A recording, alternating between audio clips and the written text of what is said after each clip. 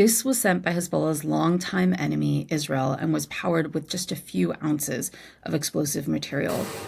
Thousands of pagers and walkie-talkies left thousands injured and at least 35 people dead. In Lebanon, over the last 2 days, there have been a series of attacks that have left people questioning any electronic device that they may be holding. The entire country, as we understand it now, is panicked.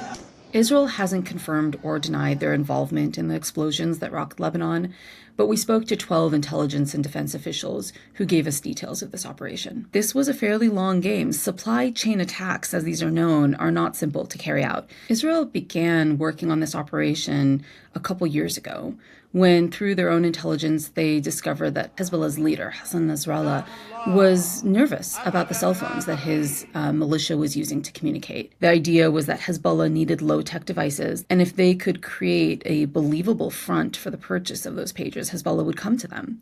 And so they were able to manufacture these devices. They really only had a few ounces of explosive material. As we understand, it was placed quite close to the battery or within the battery. Initially, the pagers pointed to a Taiwanese company, Gold Apollo. That company says it contracted out to a Hungarian company, BAC Consulting. We are still unraveling the shell companies that Israel created in order to hide this operation. Hezbollah thought that they were evading Israel's ability to spy on cell phones. And by going low-tech, by relying on things like pagers and walkie-talkies, they thought they were essentially getting the gift of free communication. Instead, Hezbollah was inviting a very potent Israeli weapon into their pockets and into their homes.